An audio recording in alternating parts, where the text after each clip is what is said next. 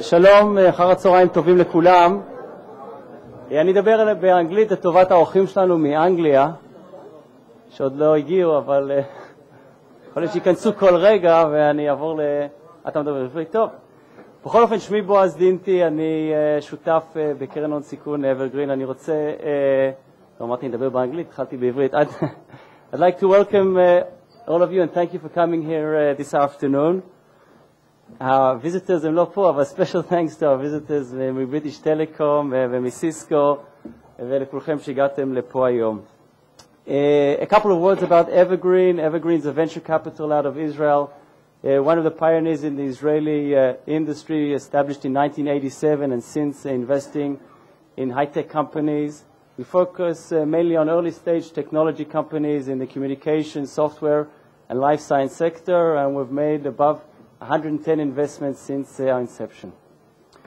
I would like to invite Ela Matalon for the opening remarks.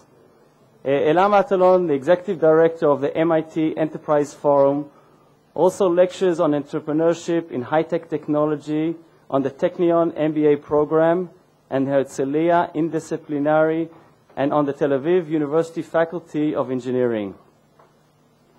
On top of that, Ela directly consults to startup companies and hold board positions. Ela is a software engineer with the MSc from the Technion by education and holds an MBA of INSEAD. Her experience includes R&D positions in and outside of Israel, as well as VC experience. Ela? Thank you, Boaz. A few words about the MIT Forum and about our event here tonight. We're going to deal with next generation networks. Where do the opportunities lie for startup companies? And I wish to start with a big thank you to the event sponsors, both Evergreen and Appelfeld Zer Fisher, who are also a co-sponsor of this event. Thank you. The MIT Forum was started 30 years ago by the alumni body of MIT, the Massachusetts Institute of Technology in Cambridge. The Israeli chapter was the first to be started outside of North America. Currently we have more chapters. We have chapters in Taiwan, in Japan, in UK, and in Lebanon. The goal of the MIT Forum is to service the high-tech community where business and technology meet. We service thousands of entrepreneurs in high technology, both in the programs that we offer here at Recanati and in direct consulting. These are some of the names of people who have spoken to our audience, including Jack Goldman, the founder of Xerox PARC, Eli Hurwitz, Seth Sternberg, and many others. Our special programs include workshops, and recently we concluded a workshop with repeat entrepreneur Gidi Barak with 30 very fortunate entrepreneurs. Coming up events include Negotiating with Giants, which is very relevant to today's session, together with Greenberg Traurig, an American law firm, on May 22nd, and Practical IP Issues and Challenges with Morrison Foerster, another large U.S. law firm. About our consulting services, the MIT Forum provides direct consulting to companies in high technology in the following manner. Companies that wish to consult with people who have direct experience in their field of interest are invited to apply to the MIT Forum. We have a special committee made up of people in our board, executive board, that determines whether we can offer the specified consulting to this company. And then the company meets with 3 or 4 entrepreneurs, managers, investors, technical experts, according to their requirements, for brainstorming sessions in which it poses the main challenges the company is dealing with.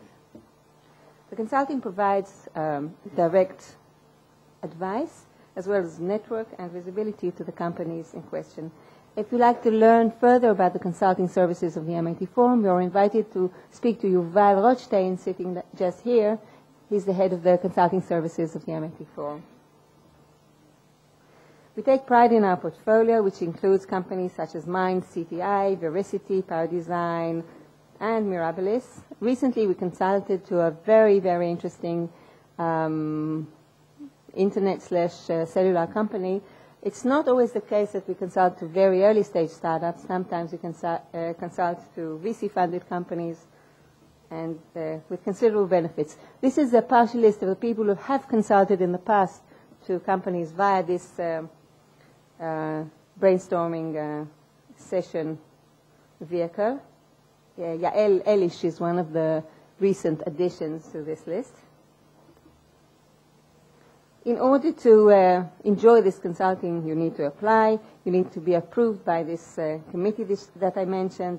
Then we sit down together and determine the specific wish list of people you want to have on your meeting, and then we hold the brainstorming meetings. Companies that want to go a further step are invited to present their companies on stage and to have an online discussion of the panel, a living case study. A few words about the advisory board of the MIT Forum. Ed Malavsky, chairman, Yanki Margalit, and Efi Wachtel, who's sitting right here, vice chairman. Oren Rosen is our treasurer. We also have Ion Rekanati, who made the contact between the MIT Forum and the Rekanati School of Business, Dr. Shimon Eckhoys, Martin Gertel, Ronit Maor of Modu, and many others. Frequently asked questions include business idea, viability, business models. These are very typical to early stage, how do I get funded, etc. And for later stage, we hear questions such as, should I focus on cellular or internet? Is the local market of any interest to me, etc. Today, we're very fortunate to have this joint event with Evergreen, who are in fact responsible for this very exciting program of ours. We're going to have Matt Bross of British Telecom, CTO of British Telecom, talk about innovation at the speed of light. And Yuval Shachar of Cisco discuss Cisco's new directions facing 2009.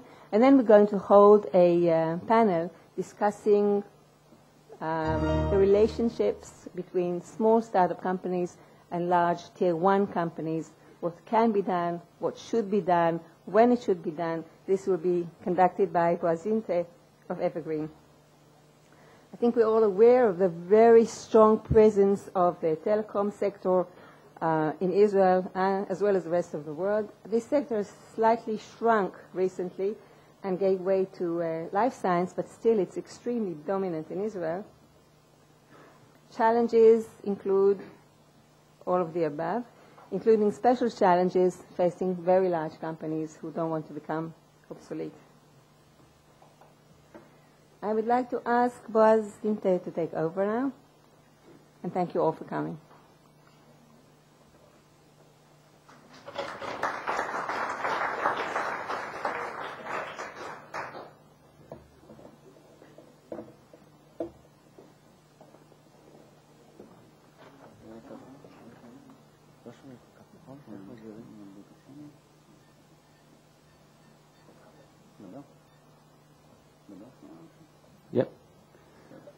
אוקיי, עדי, תעשה את הפרזנטציה בעברית, אז אני יכול להציג אותך גם בעברית.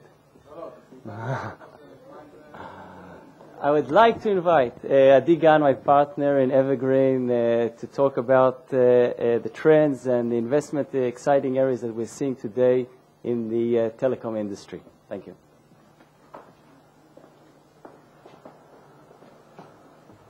תודה, בועז. ראיתי שנמחקתי מהלוח שם, אז חשבתי לרגע שהתפנה לי היום.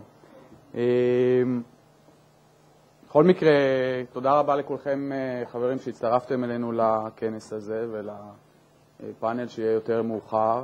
האמת היא שהייתי רוצה לחשוב שכולכם פה לכבודי, אבל עכשיו שאני רואה שאני מדבר לפני מאט ברוס ויובל שחר, זה ככה קצת מכניס אותי לפרופורציות, ואני מבין שאני על תקן להקת החימום המקומית כאן. אבל למרות זאת אני מקווה שנהנה ב-20 וכמה דקות הקרובות. אני אספר לכם קצת על מגמות שאנחנו באברגרין מזהים בתחום הטלקום בכלל, ובתחום ההשקעות או ה-VCs שמשקיעים, בטלקום בפרט. אז לאלה מאיתנו שעוסקים בהשקעות בתחום הזה, ואני רואה פה גם יזמים וגם משקיעים, חוששני שאני לא ממש איש בשורות היום. נראה איך מפעילים את זה. ספייס. ואם אני עושה קליק פה, זה לא... יפה. דוח שהתפרסם לאחרונה על ידי גולדמן זאקס, ומכסה את היקפי ההשקעות, או מנתח את היקפי ההשקעות של קרנות הון סיכון, של VC, בשתי תקופות. התקופה הראשונה הזאת שהסתיימה עכשיו ב-2007, 3 שנים שהסתיימו ב-2007, ומשווה את זה ל3 השנים שהסתיימו לפני כן, מצביע על ירידה די משמעותית בהיקף ההשקעות בטכנולוגיה בכלל, דרך אגב, לאו דווקא בטלקום, כלומר גם בטלקום טכנולוגי, גם באנטרפרייז טכנולוגי, גם הארדוור, גם סופטוור. אנחנו מדברים על ירידה של בערך 10% בין השנים האלו, או במונחים אבסולוטיים על ירידה של בערך 10 מיליארד דולר. הכספים האלה הושקעו בצורה אלטרנטיבית לכיוונים אחרים, דוגמת healthcare, כפי שאתם רואים פה וכפי שאלה ציינה, וגם תחומים חדשים שלא מופיעים פה בשקף, תחומים שנוגעים לטכנולוגיות ירוקות, שמופיעות היום חדשות לבקרים על גבי, בכל פרסום, בעיתונים וכדומה. עכשיו, אם אנחנו מסתכלים טיפה לעומק ונסים לבחון איפה ההשקעות בכל זאת קורות, אנחנו רואים שמירב הסנטימנט השלילי מרוכז נכון להיום, שימו לב לתחתית הטבלה, בטכנולוגיות של טלקום. זאת אומרת, במשפט אחד, מה שמראה השקף הזה, זה איזה תחומים סובלים מירידה בהיקפי השקעות, לעומת התחומים שנמצאים בראש הטבלה, שנהנים במובן מסוים מעלייה בהיקף השקעות ועלייה בעניין. אז כמו שאתם רואים, טלקום נמצא לצערנו נכון היום בתחתית הטבלה הזאת, גם Enterprise Equipment סובל פחות או יותר מאותו סנטימנט, אפילו IT Services, Enterprise Software ואחרים סובלים מאותה ירידה בהיקפים של השקעות, היקפים של עניין.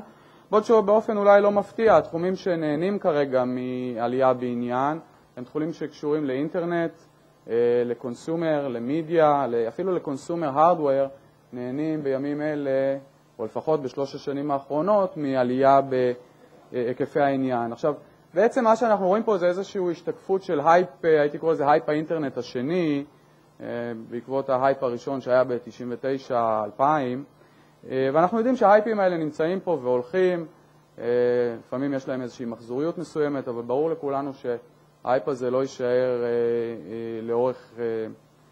לאורך זמן. עכשיו, אני שייך לקבוצה הזאת שחושבת שכשתחום מסוים סובל מירידה בהיקפים של השקעות, כמו תחום הטלקום, זה בעצם מייצר לנו כמשקיעים שמבינים את העניין הזה הזדמנויות. עכשיו, ההזדמנויות האלה לא סתם שמה, ידוע שחדשנות טכנולוגית מגיעה לרוב מהסטארט-אפים ולא מהשחקנים הגדולים, לא מהאינטגרטורים הענקיים כמו נורטל ואלקטל, אלא מכל מיני חברות שמאתרות מהר נישות חדשות ומבצעות בהם פריצה, וכשאין השקעות בסטארט-אפים האלה, החדשנות, כל השרשרת הזאת נפגעת. יחד עם זאת שאנחנו באברגרין מאמינים בכך שיש כאן תחום מעניין, אנחנו נתקלים בבעיה מאוד קשה בבואנו לעשות השקעות בתחום הזה. והבעיה העיקרית היא שאנחנו מתקשים למצוא משקיעים שיצטרפו אלינו בשלבי הסיד ויעזרו לנו לממן משקיעים, לממן השקעות, כי הם סובלים מאותו סנטימנט שדיברנו עליו. ומה שיכול להיות אפילו יותר גרוע, אנחנו חוששים ממצב שבו לא נוכל למצוא משקיעים בשלבים היותר מתקדמים, כלומר אחרי שכבר השקענו בחברות, משקיעים שיעזרו לנו לממן את החברות האלה עד שהם יעברו אקזיט, זאת אומרת עד שהם יגיעו לאקזיט ויזכו לכל המימון המלא. כמובן שזאת הסיטואציה הכי גרועה, קטסטרופלית, גם מבחינתנו, כי זה פוגע לנו בפורטפוליו, וגם כמובן מבחינת היזמים והחברות, כי חברות בסך הכל טובות יכולות למצוא את עצמם בקריסה טוטלית. ואני חייב להודות שלמרות שאנחנו באברגרין מתמודדים עם השאלה הזאת, לפחות בשנה האחרונה, אם לא יותר, לא מצאנו איזשהו פתרון מקולת להתגבר על בעיית הסנטימנט הזה, וזה לא בעיה תיאורטית, זה בעיה שאנחנו נתקלים בה ביום-יום. עכשיו, אני חושב שהפתרונות לבעיה הזאת יבואו בסופו של יום לא מהמשקיעים, לא מה-VCs, למרות ש-hopefully הם יעזרו, אבל יותר מהיזמים שיושבים פה בחדר, ואני לא מתכוון רק לזה שהם ימצאו טכנולוגיות מעניינות ונישות מעניינות שילהיבו את המשקיעים ויגרמו להם לשנות את הסנטימנט, זאת אומרת, זה גם זה, אבל אני חושב שהנקודה היותר מהותית היא שיצליחו למצוא מודלים עסקיים חדשים או איזשהם שיטות בכל זאת להתגבר על זה ברמה העסקית ולשבור בככה את המגמה השלילית הזאת, ואני אנסה לדבר על קצת מודלים כאלה או איך אפשר אולי לשבור את זה בעתיד, אבל עדיין אני חושב שרוב הפתרונות יבואו מכם, מהיזמים.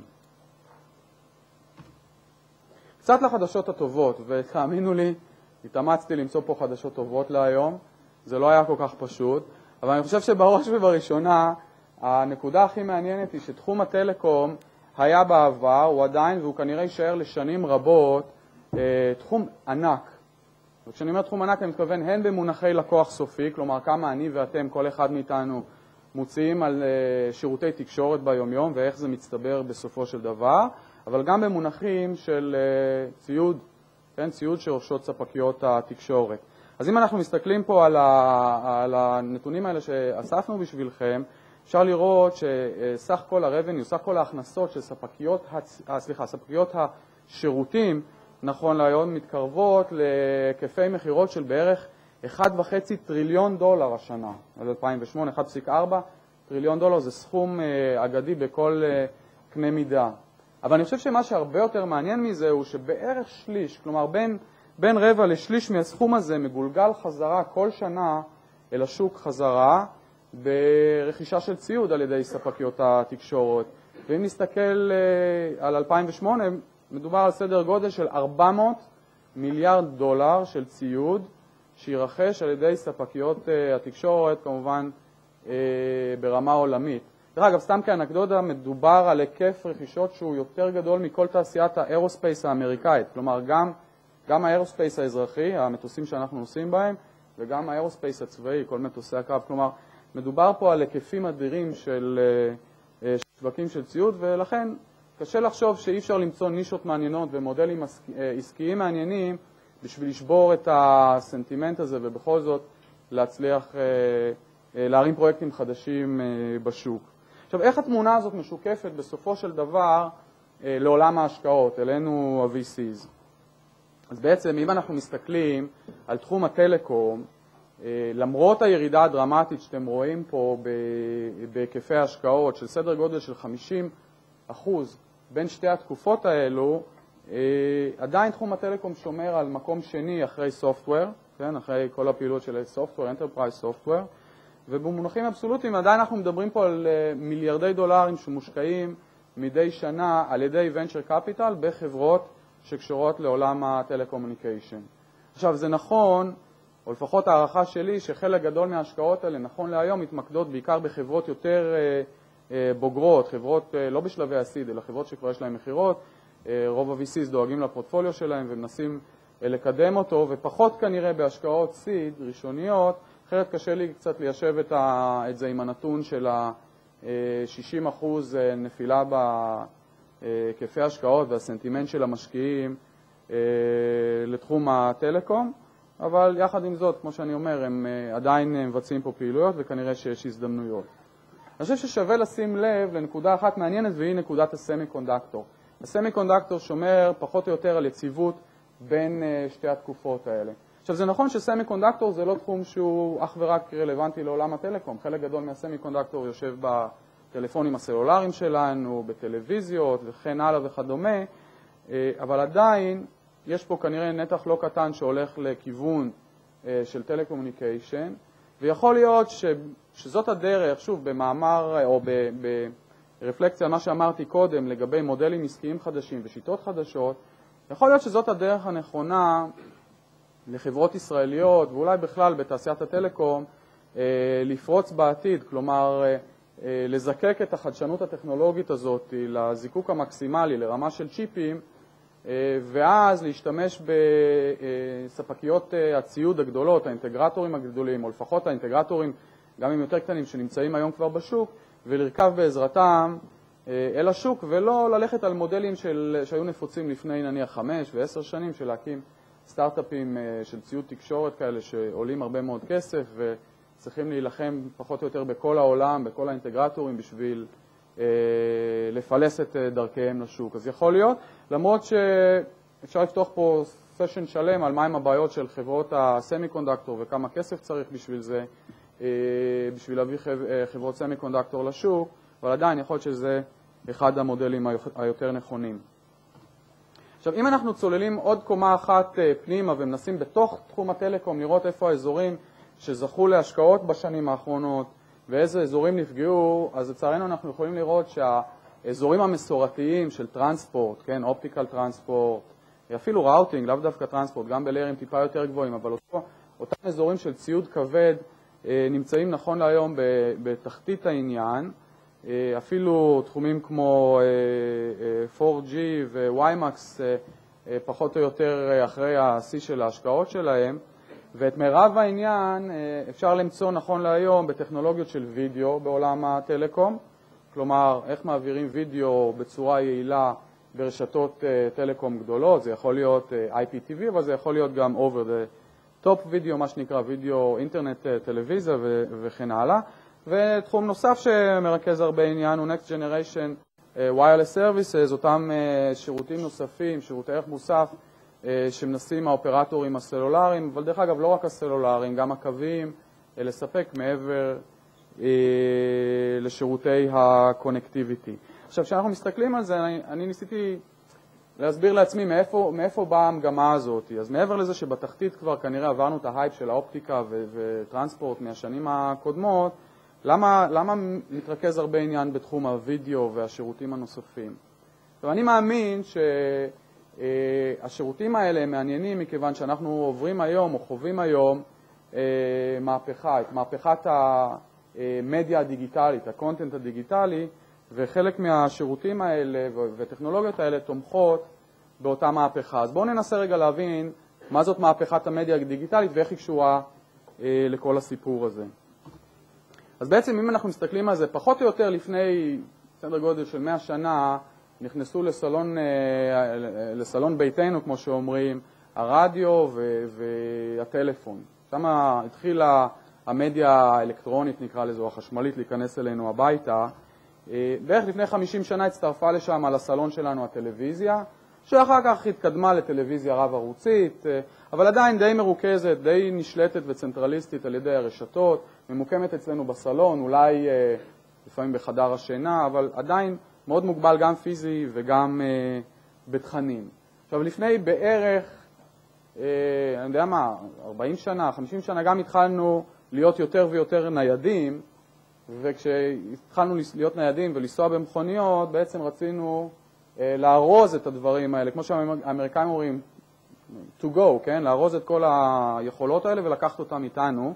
וכאן כמובן נכנס הרדיו לרכב, ובערך לפני 20 שנה, קשה להאמין שאנחנו מדברים רק על 20 שנה, אין לי כאן את הטלפון שלי הסלולרי, אבל לפני 20 שנה נכנס הטלפון הסלולרי, אז קראו לו קארפון, ומי מכם שזוכר, האמריקאים קראו לטלפון הזה קארפון, בארץ קראו לזה פלאפון, נכון, אבל האמריקאים קראו לזה קארפון, זה עדיין גדול ומסורבל, אבל זה נכנס פחות או יותר לפני 20 שנה לכולנו.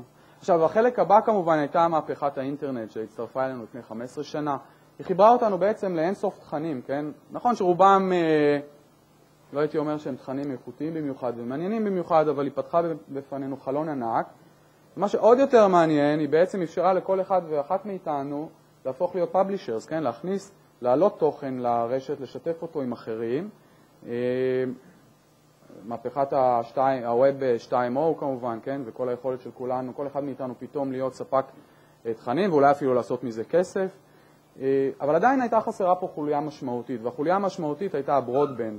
גם ברודבנד בבית וגם הברודבנד האלחוטי, המובייל ברודבנד. אז בבית זה פחות או יותר נפתר, לכולנו כבר יש DSL'ים, בעולם מדברים כבר על פונים, כן? רשתות אופטיות, חוזרים קצת לאופטיקה, רשתות אופטיות עד הבית שלנו, או עד לאזור הבית שלנו. הבעיה הזאת נפתרה, וגם הבעיה של מובייל ברודבנד נמצאת בשלבים כאלה ואחרים של פתרונות, עם מדברים על 3.5G, כן, רשתות סלולר, 4G, WiMAX וכדומה, אז הכיוון כבר די ברור, ובעצם מה שאומרת המהפכה הזאת, כשהעסק הזה נגמר, זה מה שאני קורא התוכן שלי בכל מקום שאני נמצא ובכל זמן שאני נמצא. זאת אומרת, כל אחד ואחת מאיתנו רוצים להיות מחוברים לתכנים שמעניינים אותנו, בלי קשר בשום דבר, זאת אומרת, בלי שיכתיבו לנו. עכשיו, מה זה התכנים שלנו? מי הם התכנים שמעניינים אותנו?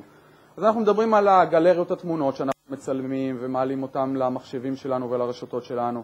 כמובן על מוזיקה, כמובן על קליפים, שידורי הטלוויזיה שלנו, משחקים אפילו.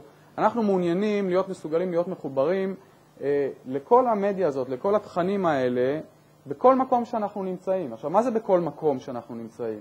אז בראש ובראשונה אנחנו מדברים על הבית, אבל בכל מקום בבית, לא בסלון כמו שהייתה פעם הטלוויזיה, ואני לא רוצה לגשת למערכת סטריאו שלי בשביל להפעיל אותה, אני רוצה להיות מסוגל להפעיל את התכנים האלה מחדר השינה, מחדר הילדים, מהמשחקים, לראות בכל חדר כל תוכן אפשרי, להדפיס בכל מקום וכדומה. זאת אומרת, אני רוצה יכולות מקסימליות בתוך הבית שלי. אבל זה לא נגמר שם כמובן, אני רוצה את התכנים האלה כשאני בטיסה, אולי את חלקם אני לא רוצה, אבל חלקם נניח כן, כשאני ברכבת, כשאני בנסיעה במכונית, בבית מלון אחר, זאת אומרת, אני עדיין רוצה את אותה נגישות, ובכל מקום הכוונה היא כמובן שאני לא רוצה להיות תלוי בלוחות שידורים של ספקיות הכבלים שלנו, כן, עם ההכנסה של טיבו, אני לא רוצה להיות תלוי ברשת אלחוטית כזו או קווית כזאת או אחרת שאני מחובר אליה, כלומר כשאני מסתובב בעולם אני רוצה להיות זמין לסיפור הזה.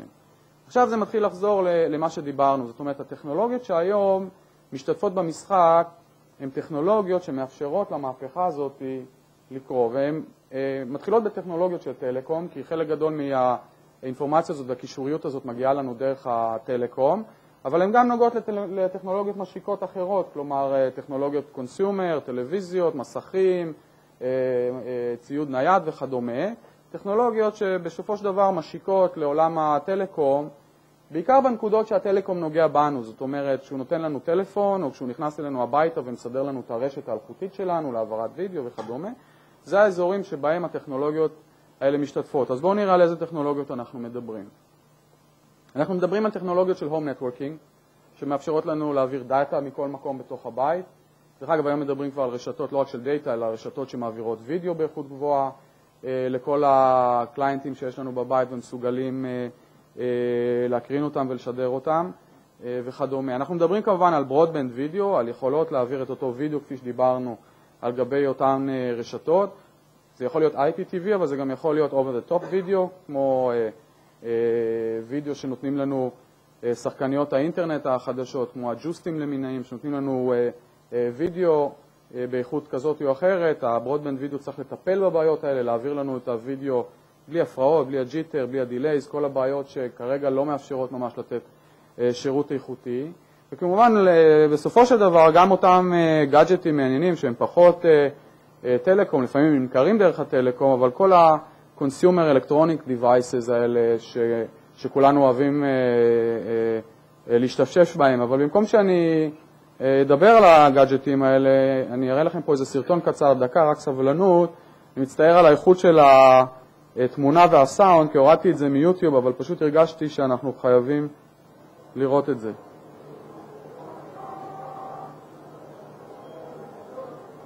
Ja, det gör det. Ja, tjenare. Ja, på måndag. אני לא יודע מה השפה דרך אגב, מי שמזהה שיגיד. פיני. Ja, hej då. Hej. Ja, det är nya Nokia.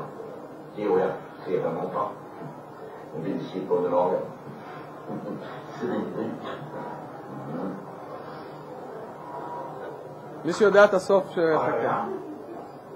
Hur känner du? Ja, nej, det är ingen fara. Nej, jag tycker vi sa 21 000 plus moms. Ja, just det. Nej, det går bra. Okej. Ja, hej. Ericsson BTH 55. Högtalarchip i örat. Mikrofonlur i näst. Äckligt dyrt.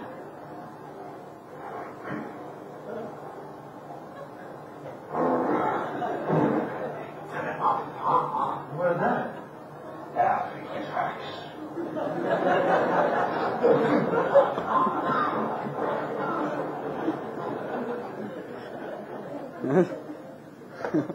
אוקיי. רגע, אז מה? זה פינית או שוודית? לא יודע. אריקסון מול נוקיה, לך תדע. אני לא יודע מאיפה הפקס הגיע.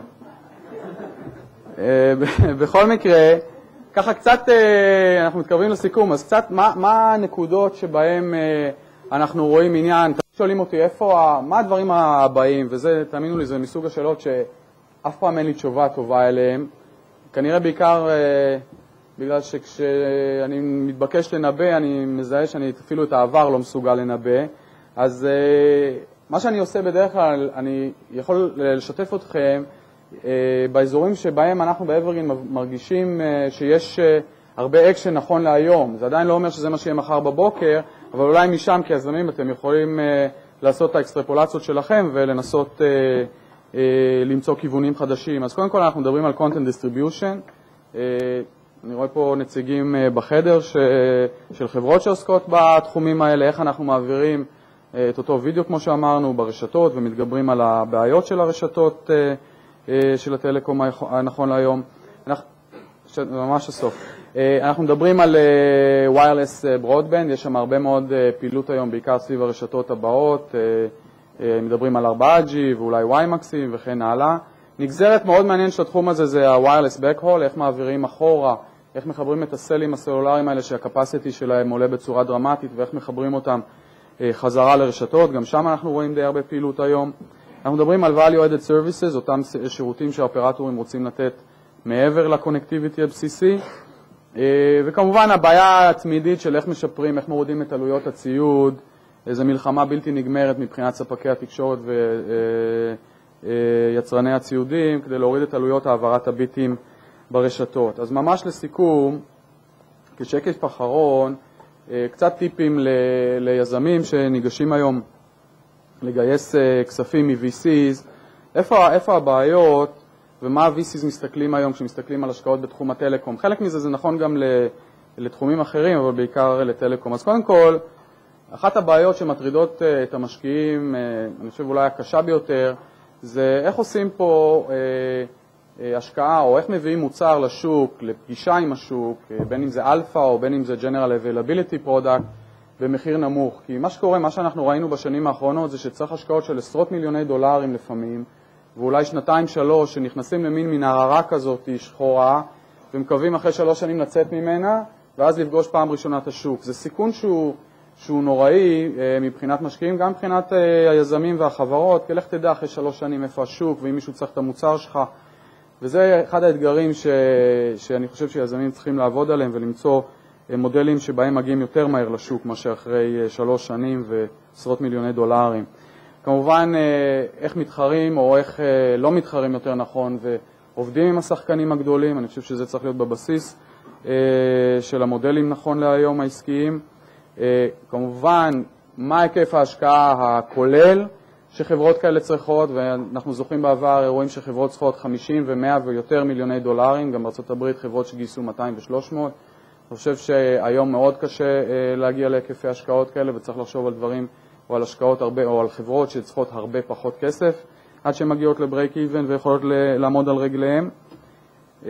זה קשור כמובן לפוטנציאל האקזיט, שכרגע הוא מאוד דיפרסט. אני לא מדבר על המפולת הגדולה שקורית בימים אלה, אבל גם במהלך השנה האחרונה, הוולואציות שאפשר היה להוציא מחברות טלקום לא היו מרנינות. פה הכל מתקשר, זאת אומרת כמה כסף מול מה האקזיט פוטנציאל, זה דברים שאתם כיזמים צריכים לחשוב עליהם לפני שאתם ניגשים ל-VCs, ושתביאו תוכנית שהיא אטרקטיבית. וכמובן, כפי שציינתי, לראות איך בונים קונסורציום של מספר משקיעים שמסוגלים לקחת את החברה קדימה. זהו חברים, 4. יש לנו זמן לשאלות או אין לנו? מה? מעט פה, מאחוריי. מאחוריכם. אבל אני יכול לקחת שאלה 1 או 2, אני מניח, לא? אם מישהו רוצה. אין, יש. אם? מה, מובייל? יכול להיות, אני לא ראיתי יותר מדי פעילות בתחום הזה בארץ, אבל בהחלט יכול להיות אזור מעניין. כן.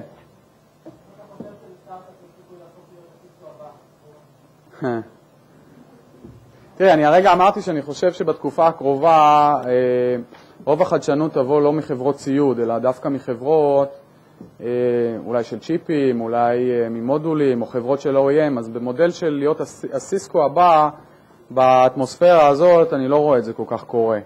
אבל יכול להיות שבשנים הבאות, אם התנאים ישתנו בשוק, אז אולי כן, אני לא רואה את זה כמודל עסקי היום של חברה שאומרת, אני הולכת להיות סיסקו, זה נראה לי מאוד מאוד קשה. כן.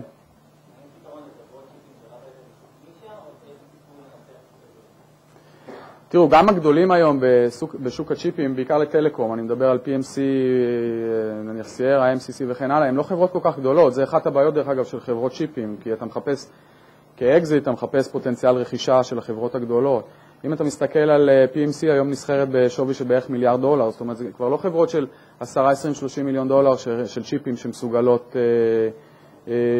לרכוש אותך. אז אני מניח שבסופו של דבר, בשלבים ראשונים אתה צריך להתחיל כחברה של איזושהי נישה מספיק אטרקטיבית, היא צריכה להיות, אני מעריך, סדר גודל של 200-300 מיליון דולר פוטנציאל שוק לשנה לצ'יפים. זאת אומרת, אם זה שוק של 50 מיליון דולר לצ'יפים, זה לא רלוונטי, כי צ'יפים בסוף זה בית דפוס, אתה צריך להדפיס כמויות גבוהות של צ'יפים, ואם השוק יהיה קטן מדי זה לא מעניין, אבל אתה לא בהכרח חייב לחפש שוק שהוא מראש שוק של $1 מיליארד או $2 מיליארד לצ'יפ שלך.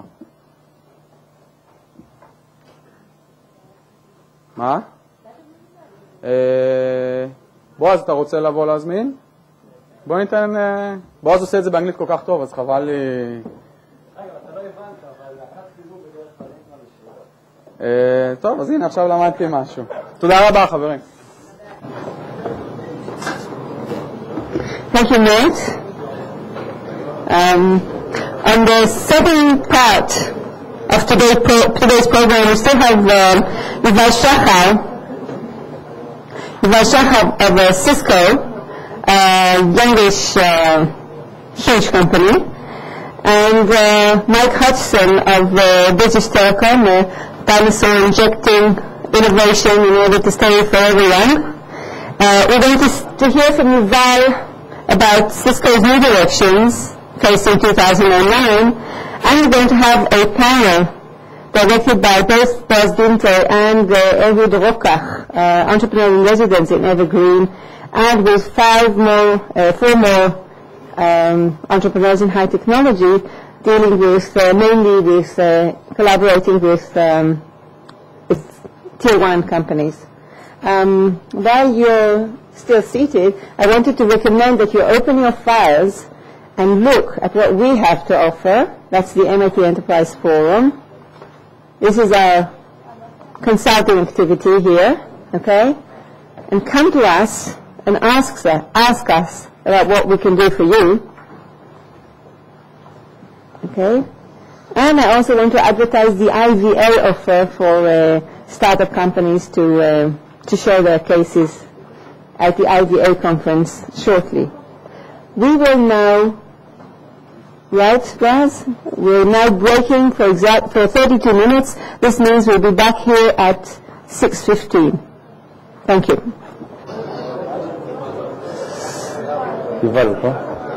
Okay, I would like to introduce and invite Yuval Shachar, the General Manager of the Services Routing Business Unit in Cisco.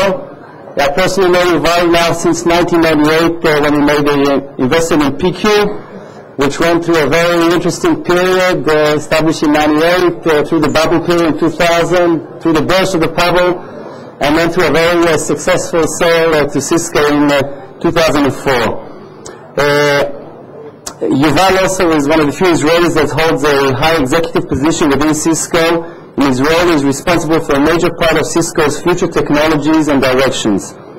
Yuval is also a serial entrepreneur. Before PQ, he co-founded together with Benny Schneider in 1999 and Gior Yaron Pentacom, a pioneer in dynamic packet transport, and Infogear in 1995, both companies which were acquired by Cisco. So, Yuval, I'd like to welcome you.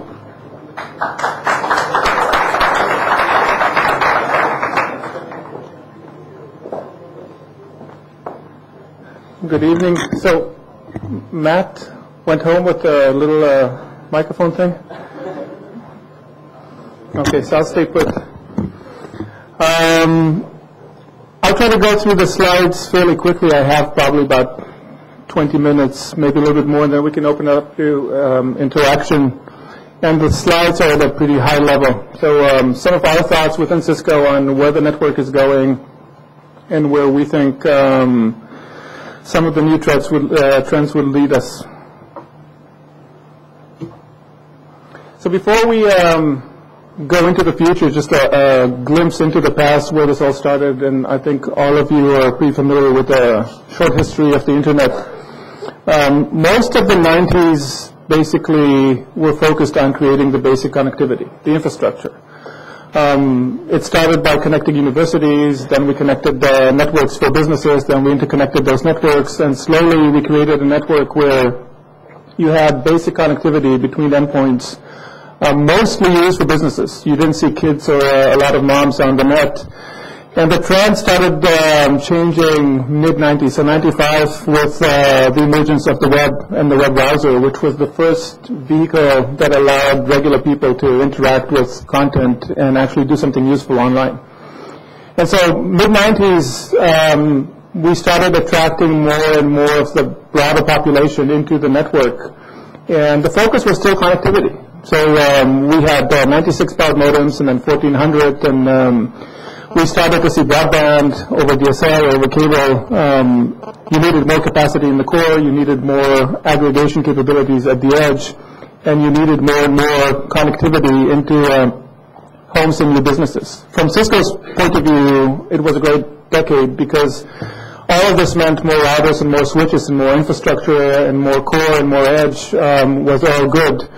But as we look at the shift in focus, as we go into this decade, we look at the shift from the basic connectivity to now that we have a network, now that we're all connected, now that most of us have a pretty decent connection, what do we do when we're connected? What are we online for? And a lot of the power is shifted from the basic infrastructure back out to the end users, which is, broadly speaking, a very good thing. So users can sit at home, they can generate content, they can write blogs. As many of you know, users at home write blogs that affect what governments do. They affect what large corporations do.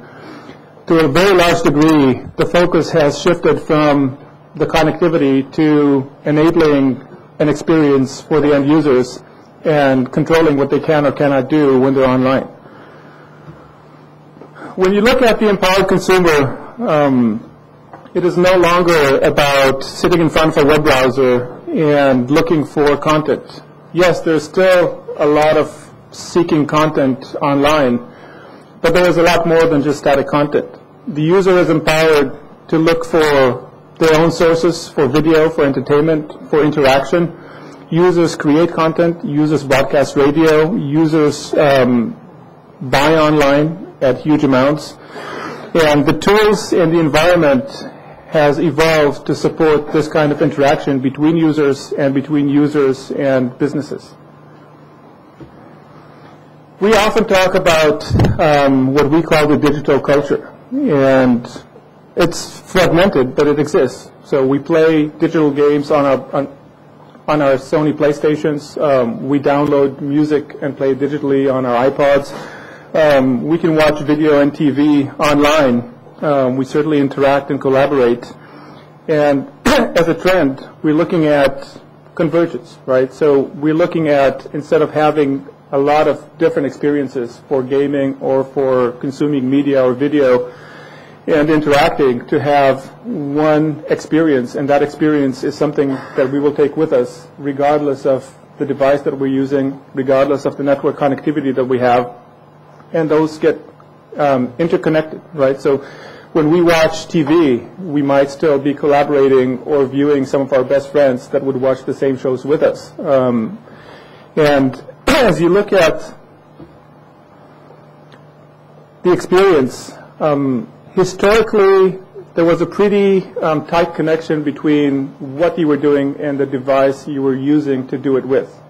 So if you look at TV, is something you would watch TV shows on. Radio in your car would be what you would use to listen to music. If you wanted to make a call, you would use your cell phone.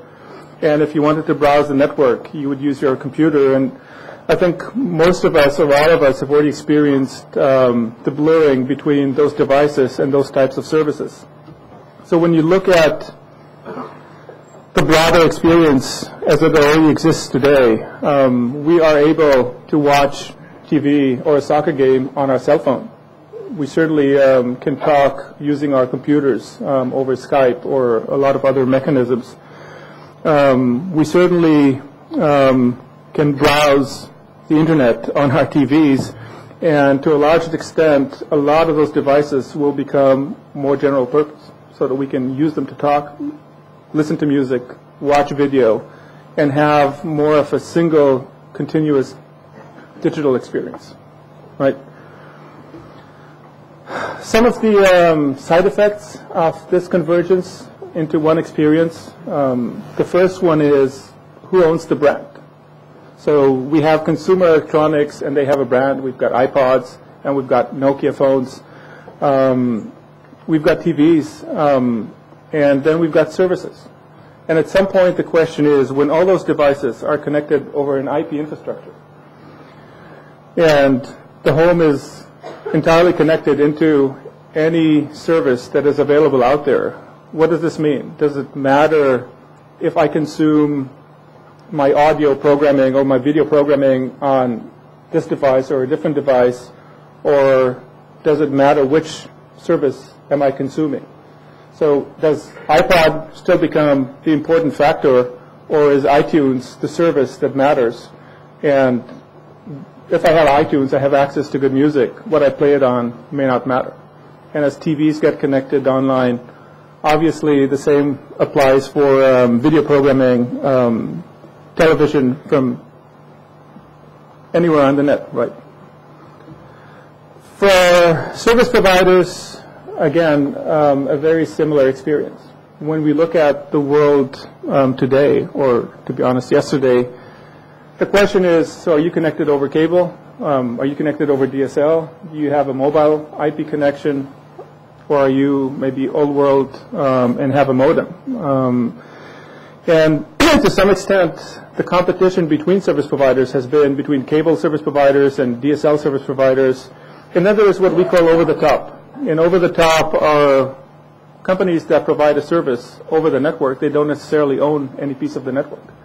So if you look at Skype, Skype as a service uses the network. Skype as a company does not own any part of the network. It runs over the existing network, and anybody can access it and use the service. And somehow, we believe all of this gets merged into what we call experience providers. So if you provide communication services, nobody will care whether this is carried over a cable modem or a DSL modem. In fact, most of the service providers will own a lot of different franchises, and you could be connected at home over your whatever connection, DSL or cable in some areas. When you exit the home, you will want to take some of those services with you on your mobile device. And so the correlation between access technology and service becomes irrelevant. And then the more interesting question is, a lot of those service providers actually are evolving to offer services. And to some extent, if they own the infrastructure, and then other companies ride this infrastructure for free and deliver the high-margin services, it becomes a very questionable business model, because the service providers have to make huge investments to continue to improve and increase the capacity in their infrastructures, just to have third parties ride on this infrastructure for free and provide the high-margin services. And so there's got to be some convergence. And the end of that convergence would be about packaging, about how do you market an experience and then charge users for that experience. And that experience would be broader than connectivity. It would not be about how many megabits per second or gigaflops per hour you consume. It will be about the experience that you can experience online. It will have content, it will have video, it will have connectivity and communications and collaboration bundled in, and then there will be some differentiation. So how do you value experience? And this is a fairly old example, but a fairly obvious one. If you look at coffee, the beans go for a cent or two. But if you take the same beans, grind them, add some hot water and milk, and provide the right experience around them, you could charge all the way up to $5, a proven Starbucks experience, right? And people that go into Starbucks don't really do the math of, wait a minute, this latte only costs you 7 cents to make. They go in because as part of that experience, they can sit with their friends, they can go online. There are there are bands that now release their music on Starbucks as opposed to go through the regular channels. So there's a broader experience that is marketed along with this coffee, and to some extent within the networking world, the coffee beans is the basic connectivity. So if all you're getting is a DSL connection at whatever megabit per second, it's a fairly commoditized business, and the technology to make this widely available is widely available. And so the cost of getting connected will go down, and the value will go down, and the question doesn't relate anymore to are you connected or how fast is your connection. It is, we assume you're connected, it's a utility. Now that you're connected, what can we offer you that would get you to spend more money as part of this experience? So some examples at a very broad level of how some of this could happen. At the bottom here, basically today, instead of having a broadband package, which is, it is what it is, we are starting to see a broader range of packages. And some of them will be fairly limited in capabilities. You could email, you could do some basic things. If you want to download or watch high-quality video, it wouldn't be a great experience. If you want a great experience for watching high-definition DVD over your internet connection, whatever that connection is, DSL or anything else, you would have to pay for a higher price package, and that would be guaranteed. And if you want the ability to have additional capabilities and take that video along with you on your mobile device, then your service provider would enable that experience if you're paying for a higher paying package. Then on top of that, there is a set of obvious capabilities, a little bit like the telephone model, where you pay for basic phone service, but then you have caller ID and call waiting for caller ID and caller ID for call waiting. A lot of different services that are part of your monthly bill. Most people say yes because they think it might be useful. Some of them actually are. Some of them are annoying. But people pay for them anyway, and there's a similar model that is evolving on the network. For example, things like basic security, parental control. If you're asked by your service provider, would you pay a little bit more, and a little bit more is typically $1, $2, $3, to get a cleaner connection, to get a safer connection, most people would actually say yes. And so there will be a lot of those capabilities that will be bundled into the experience. But then on top is where the services that matter go, and those relate mostly to content, rich content, and a lot of it is video and TV. And obviously, TV is not something that comes with the socket in the wall anymore. Everything is IP. So you can decide to consume TV from China because you're a Chinese immigrant. Or you can decide to watch different shows at whatever time is convenient for you. And those would be either part of the package or would have some monetary arrangement to support it. They would be either completely over the top, which means you as a consumer have the power to go select those sources and then tune into them, or they would be bundled as part of your package and will be branded by your local service provider. Some of this changes the value chain. So just like any other industry, there's a value chain. And in this value chain, first you need people that create the content.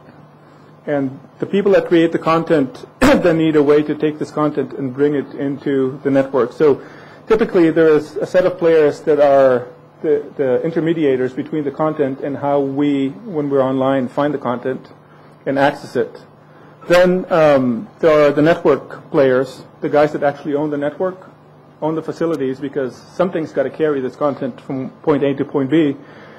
And then finally, there are the devices. And between those four components, you would have devices that are able to support and consume the content. You would have the networks that carry the content. You would have the utilities that allow you to find and access the content you want online. And for this to be viable, all 4 stages have to somehow have a win in it for them. Right now the model is a little bit shaky, to be honest, and if you look at the weakest part of the model at this point, it's the service providers. Because the model is not complete in as much as how can service providers make sure that when valuable content is getting carried over their networks, there's actually something in it for them. And so there's a lot of work being done to find ways to create this kind of a win-win model. And there are a lot of debates, especially in the US, about how far can you go to enforce these models. This is the end result. The end result is, or something like this, everything in the home is connected to IP, from TVs, and this is just an old example, should have used the BT example. But anything from telephony to gaming to music to video to access to content to, honestly, a lot of devices that will have device-to-device communications and will be connected to the network. Everything will be connected, right?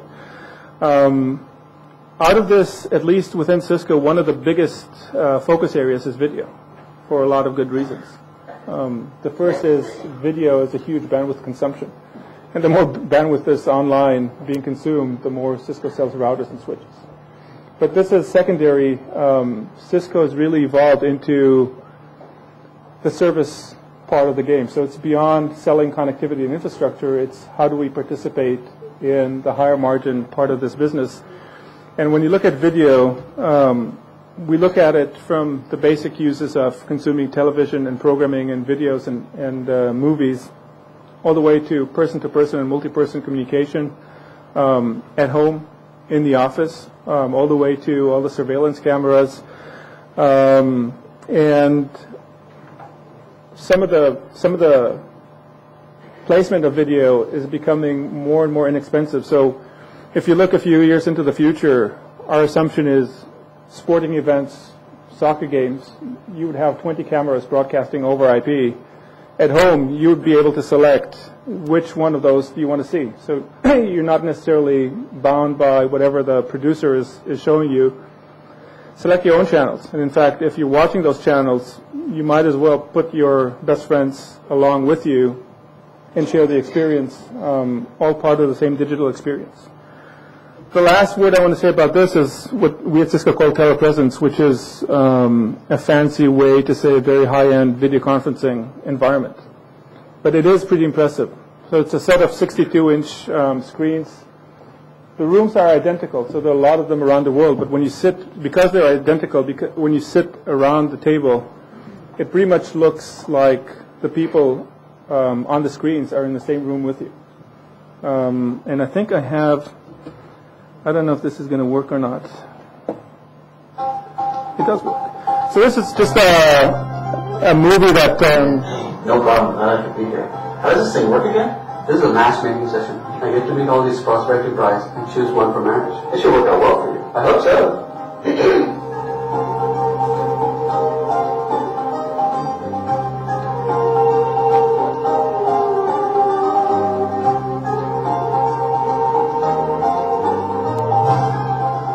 Oh man, I thought she was pretty cute. I did feel the connection. Ah, this is actually better than the bar scene. You should be like...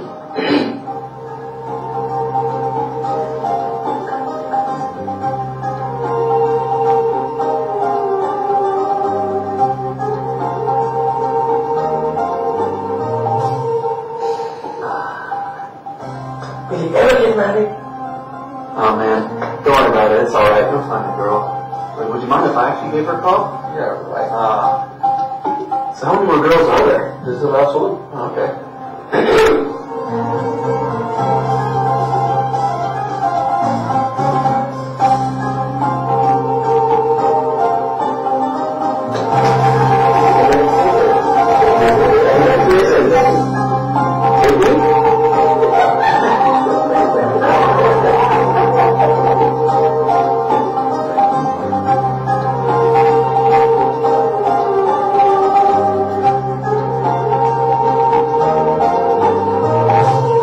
Welcome to the Human Network. What's funny is all of the participants are just engineers that work for the group that developed the product. So, and there's a lot of those movies within Cisco. Some are more funny than others. When you look at the network, typically we look at it at 3 layers. So at the bottom is the plumbing. This is where the routers and the switches and the optics interconnect to create the basic connectivity between endpoints. At the upper layer is where the applications are. So when you're running applications and services over the network, they interface with the network. And in between, we talk about a layer that is kind of the intelligence layer within the network. So that is the layer that on one end understands the plumbing and can optimize traffic, and at the other side can identify and track application sessions and users so that you can optimize based on what application and what type of a package and what kind of a user you can optimize application flows. So between the two, this is kind of the glue of how to make the experience work. And to some extent, the abilities that are required are no longer about just looking at packets one at a time and deciding, given a packet, where to send it. A lot of it relates to, given a packet, how do you correlate it to the flow or application session that this packet belongs to? Then step back and say, given the application session, which type of user it belongs to. And then combined, you can say, given that this is maybe a Skype session or a video session, and given that it requires high bandwidth for the video connectivity, and given that this user is a high-paying user, you need to guarantee more capacity or maybe route it better. Or if this is a best effort user on a cheaper package, you can say, best of luck, we'll route it through with the rest of the regular application sessions. And if there's enough room to carry all of them, then experience would be good. If there isn't, then experience might not be great. But if you want a great experience, you need to buy the $5 latte, right, and not the $1 bad coffee. And so this is where this layer interacts on one end with the content in the application sessions, and on the other end with the network, and combined allows service providers to create an experience that then can be marketed and sold for some kind of a higher premium for users that require a better experience. So this is the short tale of the future of the network.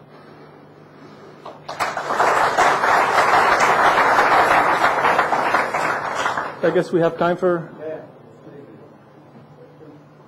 questions, if any. Shoot. What is your opinion about open access network? Do you see it soon or not? The short answer is yes. I think it's bound to happen. Let me step back for 1 minute. There's an entire debate, especially in the U.S., about it somehow got related to freedom of speech, but it's basically around the question, can or should service providers be allowed to look into traffic and then interfere with the traffic? And Google have gone all the way to Congress to say this is against the freedom of speech. Have been thrown out of there twice by now. This is mostly a U.S.-based issue, less so in the rest of the world. And Cisco typically does not take a position on things like this, and on this one, Cisco has taken a position, and the position has been that broadband essentially is a business. It's not a God-given right. So given that broadband is a business, there's got to be room for business models to evolve to support the infrastructure. If the infrastructure was government-funded, then government would fund the infrastructure and all the players would develop services. But unless this happens, if service providers have to invest in infrastructure and have to be commercially viable, then they have to be able to differentiate between quality of service and charge differently for. It's a little bit like looking at Google and say, when you search for a bank, there's a gazillion banks that would come up. Choosing which bank would appear at the top of the page is against freedom of speech. It should be random, right? It's not, it doesn't work that way. So broadband, to some extent, works the same. If you can create better packages for better quality and charge more for it, it can pay for some of the infrastructure. If you can't, it means service providers basically have to continue to invest. And then the Googles and the rest of the service providers would get to do the differentiation at a different level. And so to some extent, this debate has been closed twice so far. It's still rages. I think what's not permissible is for service providers to come in without any kind of a regulatory framework and say, I want to allow this service provider to offer voice services, but not that one because I don't like that one. So that I think will not happen. I think there will be some kind of a regulation to say you have to open up your network so that anybody who wants to offer voice over IP can run over your network. You cannot block service providers that offer voice over IP. What you can do is to say, for those that need more capacity and require guarantees for that capacity to be available, now if you can identify those in the network and provision better capacity, you can charge more for it.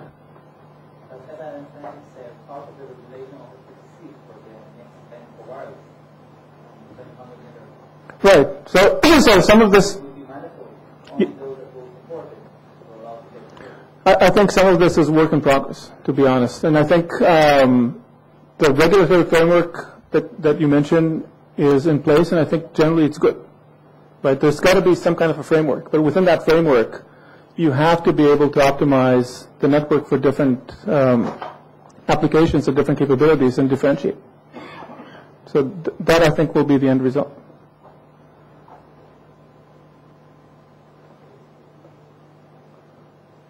More questions? Any complaints?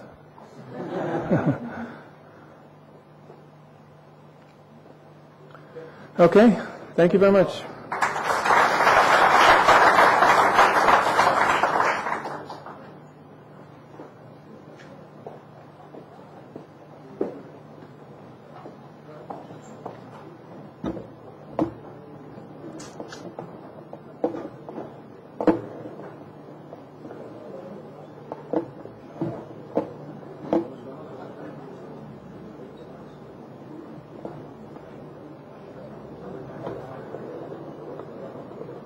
All the panelists are here as we're starting a little bit early, but we'll start. We have to start in any case. So we're gonna have a panel now, and we'd like to talk about where the opportunities are lying for startups in Tier 1 operators. I think many of the startups have a dilemma in the early stages and a strategy in general about their marketing strategy, but in more specific for this panel, if and when to approach Tier 1 operators and how to approach them. So for that, I think we have a great opportunity today. We have Mike here from BT, which I will sitting on the panel. Most of his time he's spending on scouting for new technologies, early stage companies for BT. I know he spends a lot of time here in Israel looking for companies, and I think it's a great opportunity to hear from him, how to approach BT, what they're looking for in BT. And how to get along the politics within the BT or a large telco. In addition to Mike, we have 4 CEOs of portfolio companies that are selling to telecom in different and various stages of their life. Some are more mature companies and some more early stages, and we'll hear from their experience selling to operators, whether Tier 1 or Tier 2, and how they feel about the strategy. Just one question that came up. What is a Tier 1 operator? I'm sure if I open this up for a question, there'll be many definitions. Some of them are probably the largest operator in a specific country. The other will probably be the most innovative operator. The probably most common one is the largest operator in terms of subscribers, but then probably another common one will be the largest operator in terms of output or revenues, total revenues. I think, though, there's no argument that BT and France Telecom and Telecom Italia Mobile in Europe, Verizon, Sprint, AT&T are clearly Tier 1 operators. And I would say other operators that are regarded by them as Tier 1 are probably also Tier 1. So that's another way to define what a Tier 1 operator is. Why is it important strategically to talk in early stages about approaching a Tier 1 operator, yes or no, or Tier 2 operators? I think it's extremely important especially in the early stages, and we'll talk about in the panel, but it defines the management maybe in the company, the experience in the company, the product, the feature set, the maturity of the product, and one important thing also, the budget required by the company to penetrate such a customer, and we'll talk about that also. So we will, before we start with the panel, I would like to introduce Ehud Rokach. Ehud Rokach is an entrepreneur in residence today in Evergreen, but he is the former CEO of Corrigent Systems. Corrigent is a subsidiary of Orkit, and actually Orkit's only, I think, activity today, and it is traded on NASDAQ. Corrigent is selling optical transport equipment to large carriers in the metro networks. And I asked Ehud to share with us a little bit their experience, as they were very much targeted only on Tier 1 customers, and a little bit and to share with us a little bit why they decided to follow that strategy and what is his experience following that strategy. So, Ehud, please.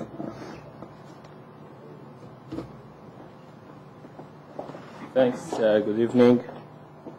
I will try to give a brief introduction to the subject of the panel based on my personal experience from roughly 6 years of experience with Corrigent until around a year ago.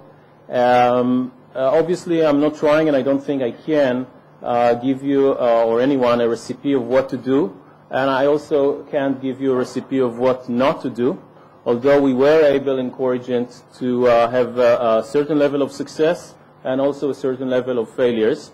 But since the question of working with Tier 1 operators is one that's very much dependent on the market segment, the type of the company, the type of the product, I don't think there is a clear answer. Still, I will try to give a little bit from my personal insight. The fact sheet on Corrigent gives a lot of answers, maybe questions, on the subject of working with Tier 1 operators. Working in an area which is very, very conservative, core infrastructure equipment that carries a wide range of services. A failure in a Corrigent box in a carrier's network means an investigation by the FCC sometimes. So clearly, it's a very difficult market segment to penetrate for anyone, let alone a young company. Still, Corrigent's strategy from day one, from an early stage, was to dedicate a lot of resources and focus on Tier 1 companies.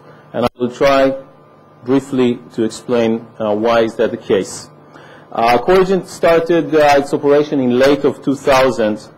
In 2005, revenue of Corrigent peaked at $100 million in the year of 2005. It continued to be a very significant one in 2006 and dropped significantly last year. I think, in a nutshell, this is why you want a Tier 1 operator, and this is also where you need to be very careful. There is almost no way that I know of in Corrigent's market segment that could have brought a company to this kind of revenue within this time frame, other than winning major business with a very large carrier. And we happen to be successful, lucky, maybe more than lucky, and do this in Japan in the year of 2004, after spending more than 2 years of working very closely with 3 potential Tier 1 customers. So obviously you can all understand that 2 of those didn't materialize until this point in time. One canceled the huge project they were working on, and one didn't have a project at all. I think the decline in revenue that Corrigent has witnessed after peaking in 2005 is a result of the difficulty in winning more such huge Tier 1 businesses. So winning one is great. It's not enough to sustain a company for a long time, but it certainly is enough to bring a company to a completely new era. And why did we choose to focus on large business opportunities? I don't think it will be the case for any young company. Corigent is unique in its structure, with a mission of generating very high, very substantial market capitalization to a public company, which is the shareholder of Corigent, or KIT.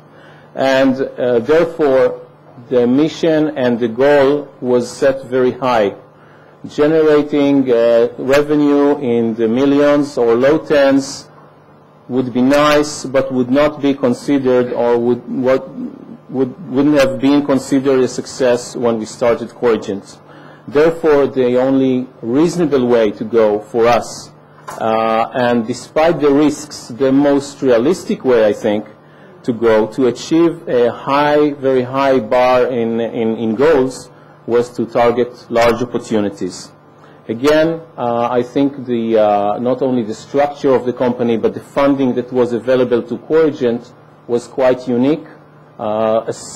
Certainly today, with very, very substantial funding and very patient shareholders that were willing to risk the funding and wait long enough for such a significant opportunity to mature.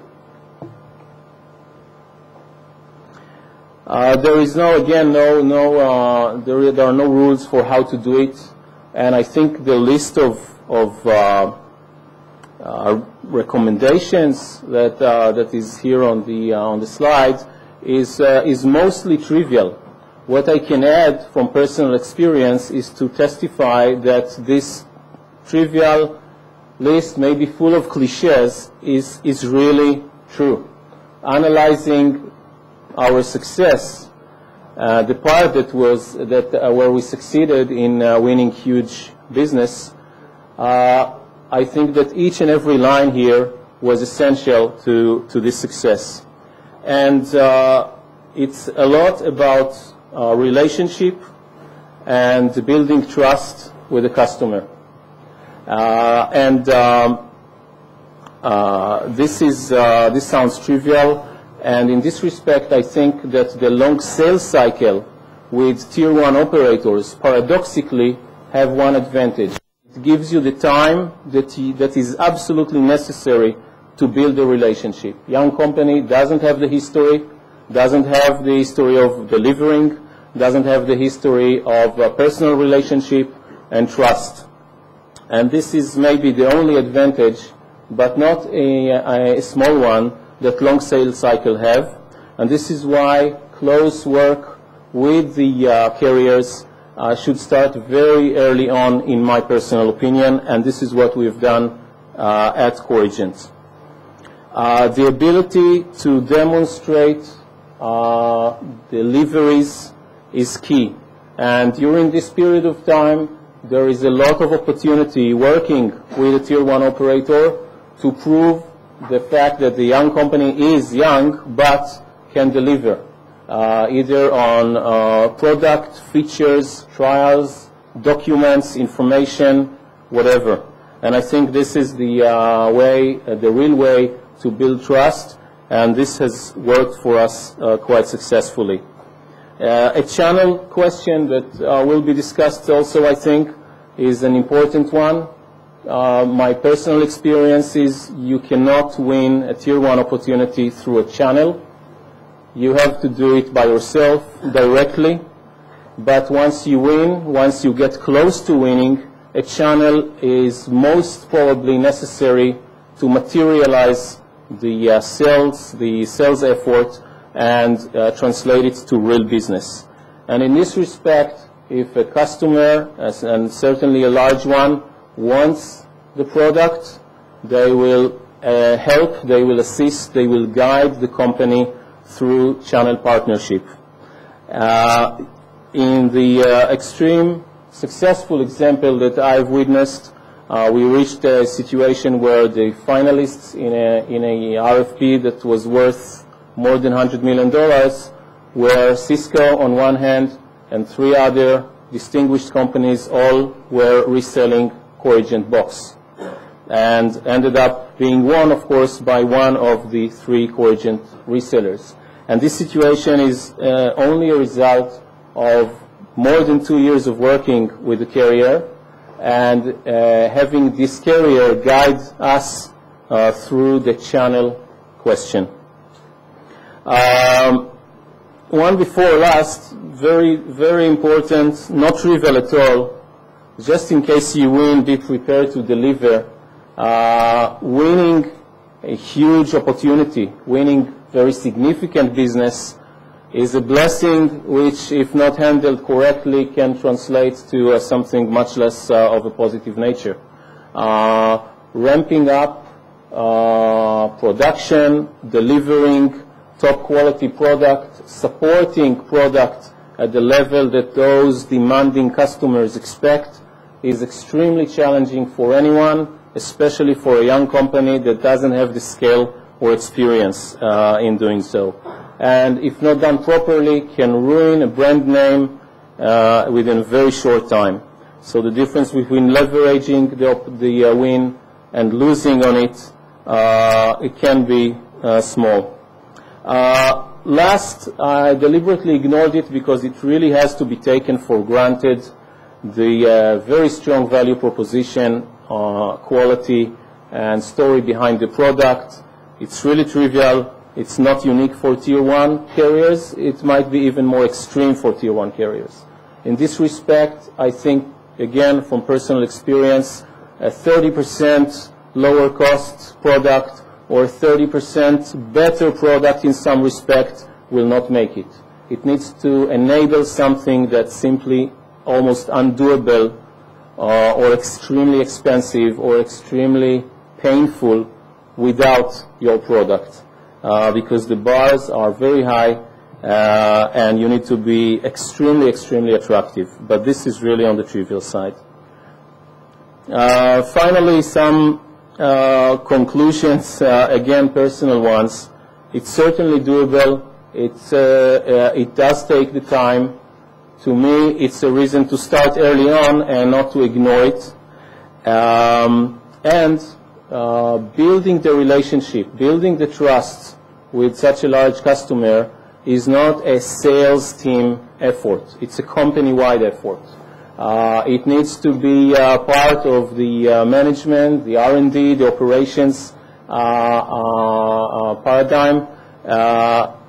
Targeting or focusing on Tier 1 opportunities is not allocating a salesperson to Tier 1 customers. It's very far from it. It's a state of mind that the company needs to take if it wants a real chance at achieving business with Tier 1 customers. And delivery and leverage, which I must say was the leverage side was something that has not yet been proven successful with Corigent, hence the revenue decline.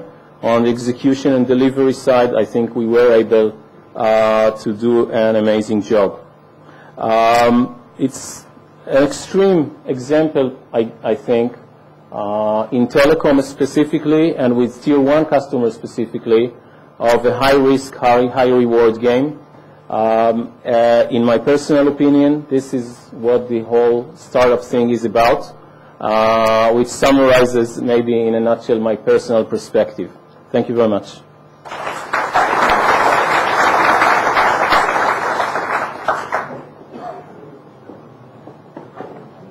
Okay, thank you. I'd like to call the panelists Mike Hudson, Liam Galim, Yuval Davido, Leo Lavi, and Effi Atad.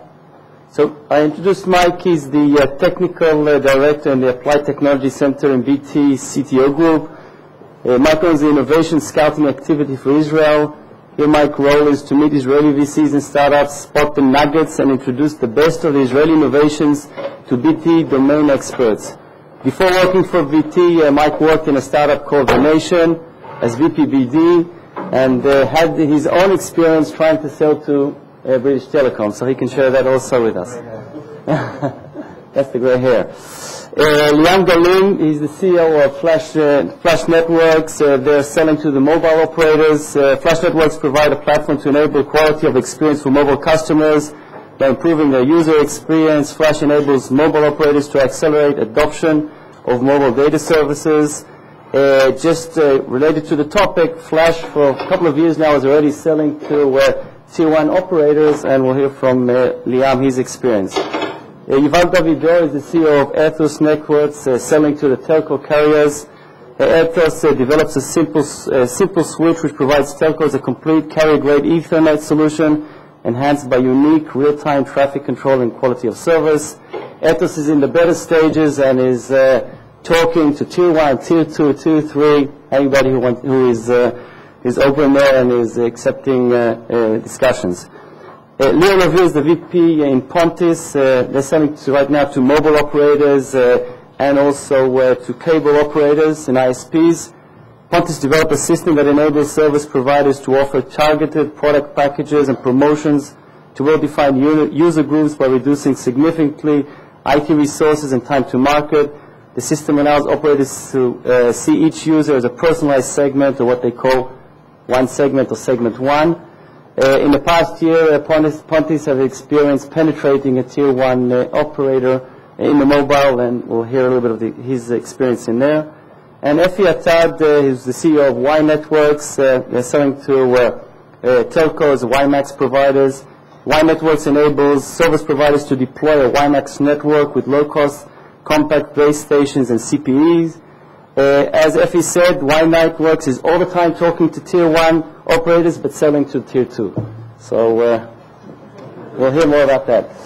So I'd like to open up the discussion on the panel, and first of all, the opening question would be to jump right into the topic and ask the panelists, when should a startup approach a Tier 1 customer, an operator? I mean, we just heard from Ehud, the sales cycle is extremely long. And there's two flip sides to that. If it's very long, maybe we should do what Ehud said and start very early on in discussions with a Tier 1 operator. But on the other hand, if it's so long, maybe we should skip the Tier 1 operators and go immediately to a Tier 2, Tier 3, and save time and get revenues and cash into the pocket. I know some of the panelists will say the VCs prefer to see cash. So, Liam, maybe you can address that topic.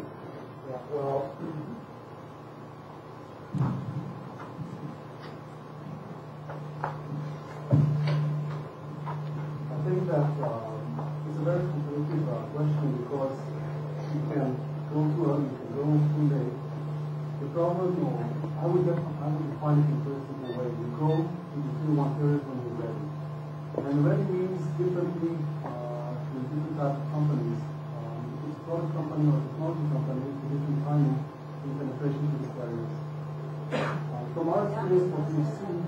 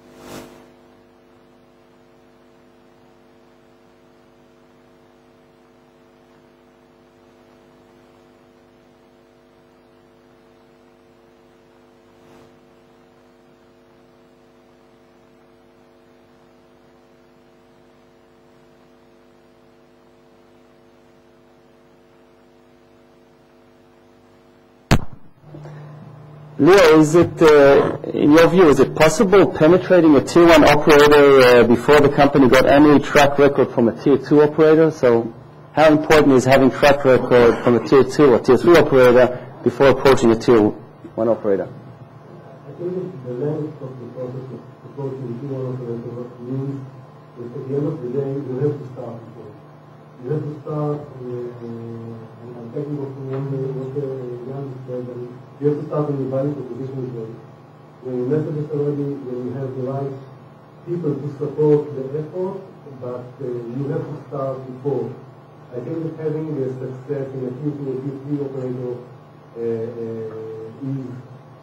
a key milestone in order to close the ring, in order to move forward with the T1. But I'm sure that you have to start before. I think that working with the T1 at the end of the day bounces back and helps you win the Tier 2 and Tier 3 at the end of the day, because it puts some sort of credibility to the message that you do. Just from the fact that the Tier 1 operator is talking with you, working with you on the product, helping you fine-tune it, and at the end of the day, starting a more concrete process of delivery. Okay. Effie, can a startup demonstrate significant revenues only from Tier 2? So if I was a startup and focusing only on Tier 2, Tier 3 operators, is it able, am I able to generate enough revenues to build a substantial company? The answer is yes. It goes back to your point at the beginning. What is Tier 1? In some areas, the Tier 1 anyway are greenfield companies.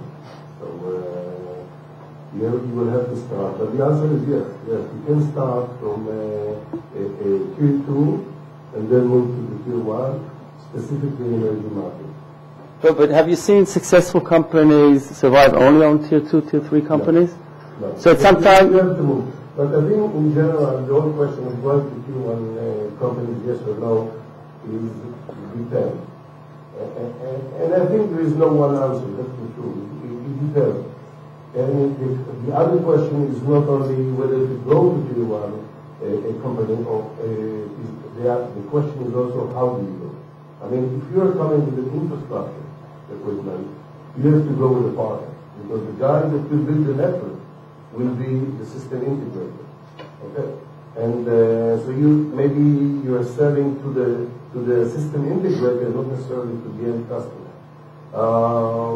I think that at the end of the day, it's very much, if you're with a software package doing some improvements on the network and so on, yes, you can go and you might get a deal within a 3 month to 6 months in Tier 1, and we've been there in other companies as well.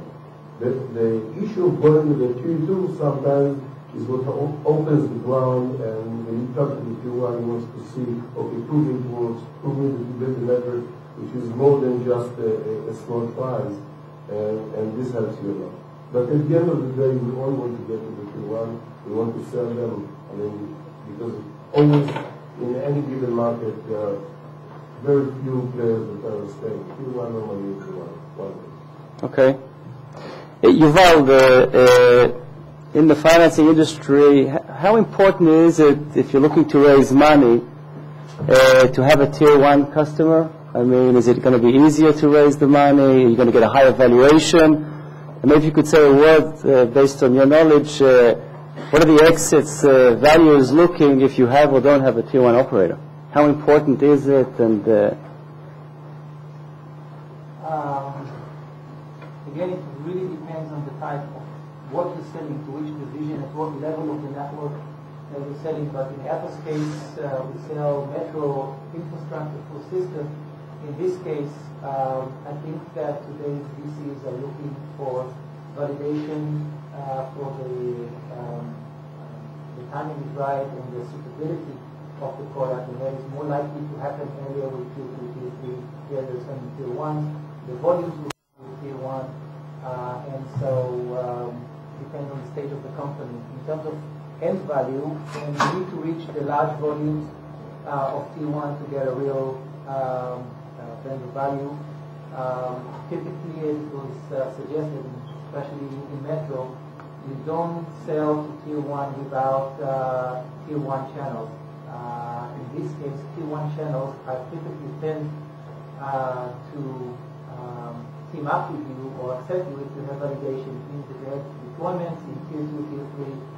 Customers are using, customers are enjoying, customers are paying. There is a validation. So I think that in our case, it's the right way is to go with Tier 2, Tier 3 initially, and then we start to get traction and maturity to switch into tier 1 sales. Okay.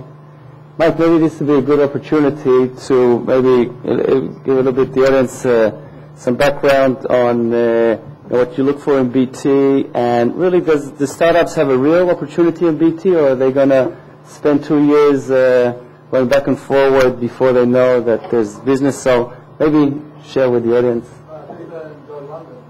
Yeah, you see a lot of BT airport, yeah. Just before we finish on the other topic, on the previous topic, I mean, BT does have quite an extensive research plan. So when is the time to come with an idea for BT? With other carriers, it might be wait till you've very established you've got the product. In our case, you can actually come with a basic idea. And if you can tune in with one of our research guys, that's a really, really great way to get really traction, and we'll work with you on that. So we're a little bit different from those telcos.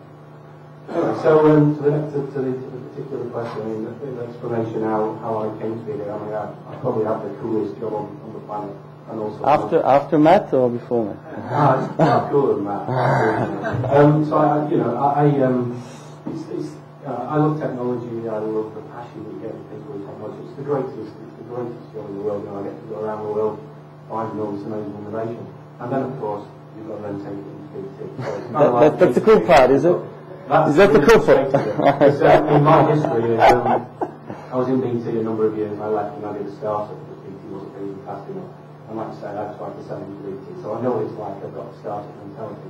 And when I meet a company and they get really excited and we engage, I feel their frustration. And if we then turn around after 2 years and we say, you know, kind of was good, but no thank you, I feel their disappointment. I really feel it. So that part of it I really, really don't like. But there's absolutely plenty of places that you can approach. I mean, the easiest way is to come to myself. I'm here on a regular basis. Alon is my guy on the ground. He said if I didn't mention him, he would kill me. So that from an Israeli, you have to take that seriously. So there's Alon. So if you want to talk to Alon as well, there's another way of getting in. But my job is, to find these startups. I did it in Silicon Valley. I put my teeth in Silicon Valley. And I remember sitting down with my boss at the time, and I said, well, I'm going to go back now. I'm going to go back to the UK. And I thought it was disappointing. He just sat with a bit of smile on his face. This is not right, I've not done a good job here. He said, well, actually, there's a thing called Israel. It's popped up on the radar. There's a whole lot of stuff on the net, and you look at Israel and you go in. And it's been an amazing journey. But can you share with us an example of a company that really made it to BT, an early-stage startup company, and share that the process? I'll use, there are many. Matt said we've done 20, mainly out of Silicon Valley, because it does, there is a long cycle of things. But on the Israel side of things, a company called CD, you probably saw that we quite a while to deal with CD.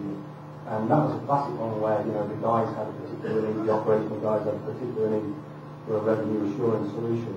And they went looking around the marketplace and there wasn't one. But they approached CD and said, and saw what CD had, and, it wasn't what we wanted. But what CD did very cleverly, they listened to the guys. So that when the guys came looking again, they came to CD and CD said, yeah, here it is, this is what you're asking for. And then it was amazing how fast it happened. There was still some stumbling blocks, but it happened really, really fast. I think that last phase of it was about 6 months. So it can happen fast. I always say, hope for the best, plan for the worst. The worst can be 2 years. There are many examples where it's not that bad, but there are examples where it can be like that. But, CD is a good example of where, initially, it wasn't the right product for us, but they listened, they built it, and when we came again, they were ready. So what stage do you recommend, entrepreneurs to approach BT? It absolutely depends. I see I've seen 2,000, 3,000 startups in the last 5 years. No one is the same. If I knew the magic recipe, I wouldn't be sat here, I'd be, swimming in San Tropez or somewhere like that. So they're all different, and I can't sit here and say that's a good time, that's a bad time. It just depends. It's a really, really cool idea. We're seeing some companies while we're here this week, and one of them, they came to me with just blueprints of their product, system on chip, why not?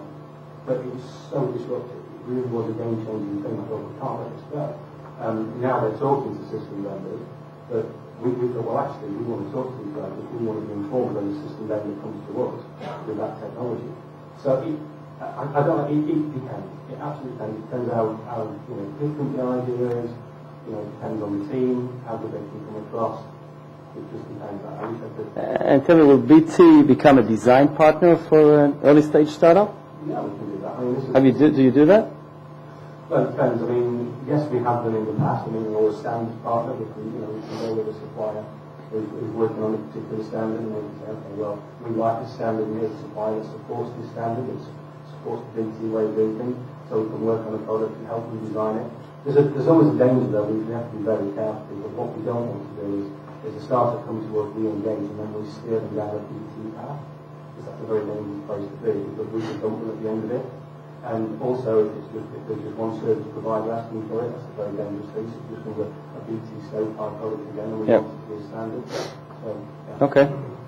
The other question, next question I wanted to address to the panel, what are the prerequisites a startup has to meet before approaching a tier 1 operator? I mean, such as the product maturity and uniqueness, budget, the urgency, management experience. Is it important to have a brand name? So, anybody would like to take it? I think that the answer is yes to everything that you said. Basically, again, based on our experience, you need to have a product, and in that sense, you need to have the product unique. You need the product to have a real value proposition for the end user, which is the carrier. I think the most important thing is you need to know that you're ready for the afterlife. Winning your carrier is not enough. Making the ability, as we mentioned in this presentation, to deliver afterwards is the key. If you cannot deliver, winning has no meaning. And the fact is that the delivery to the tier 1 carriers is way different than anything that we've known before. It's a lot of budget, as you mentioned, it's the right people in the right place. It's a huge amount of people. We have won a very large deal recently, tens of millions of dollars with Verizon Wireless, and we've grown a delivery group in the U.S. from 6 people to over 40. How long did that take you to win that deal? Can you share that with us? How long did it take you? Well, it's a very, very long process. It started 5 years ago. We came with a product called NetGain. It wasn't ready. We got the brand name NetLoss with Verizon Wireless, which we took out. And it took us 3 years to fix our brand name back again. And basically, this deal is around 2 years. But I assume in those 5 years you were focused on them very extensively. You put a lot of budget there. Therefore, you missed a lot of other or neglected other smaller opportunities. In hindsight today, I mean, do you think that's the right strategy to approach? It's easy for us to say now, yes. Okay. So we've won a huge deal, so the fact that in 2007 we've done almost nothing besides Verizon Wireless pays off eventually. But you can also lose that. You can waste a lot of time on the tier 1 carriers and eventually not win. In those 5 years there were ups and there were downs, and I think that the amount of resources invested in such an account is huge. Back to your first question, when to approach a tier 1 carrier when you have enough resources? After fundraising.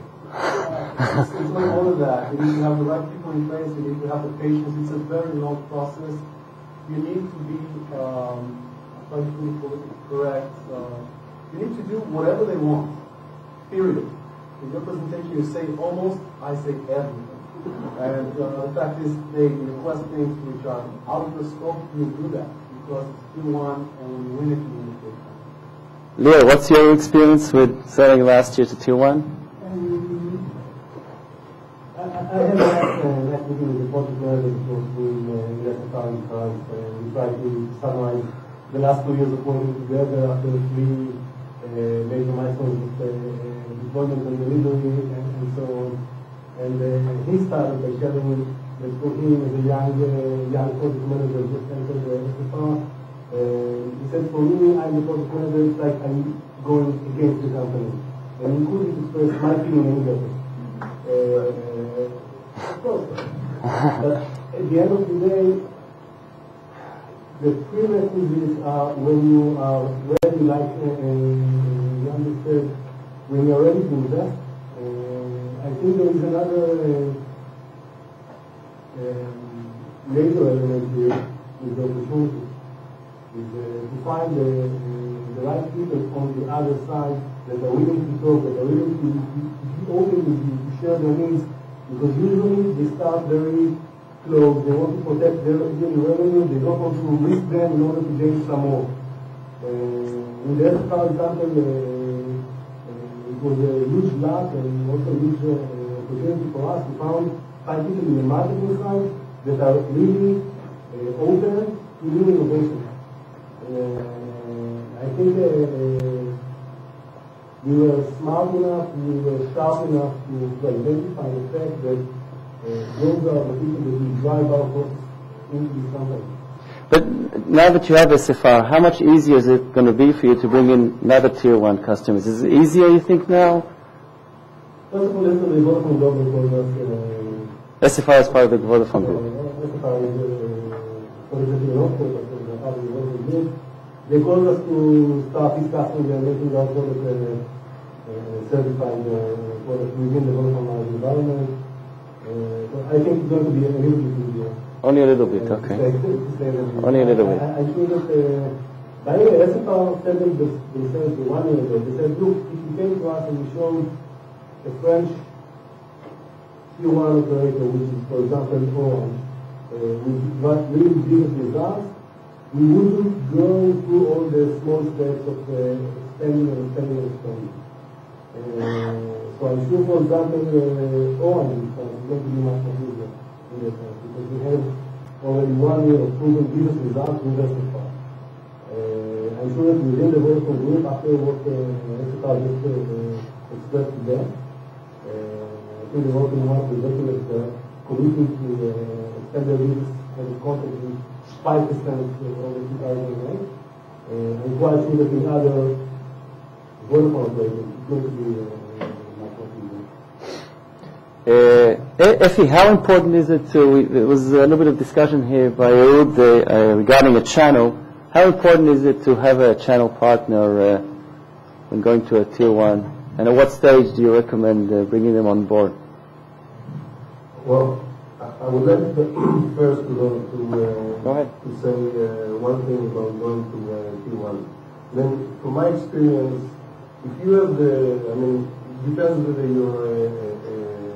this is your first company or you're already a player in the market that people know you. It is very important to go from day 1, okay? Because the tier 1 operator will help you design the product, and this is something very important, because then you have the product that the customer wants, and I'm totally agree. In order to sell an infrastructure product, you have to go through a channel, in many cases.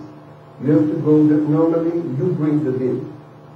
So this needs to be clear that if I work with Spring, I know that at the end of the day I will have to sell them through a channel, and in many cases it is related to the size of the deal, the fact that the operator is looking for vendor financing, things that the startup cannot deal with, etc., etc. So if this is a large scale of business, then you have to work with a channel that will represent you, and normally it would be just a component within a larger, broader network picture.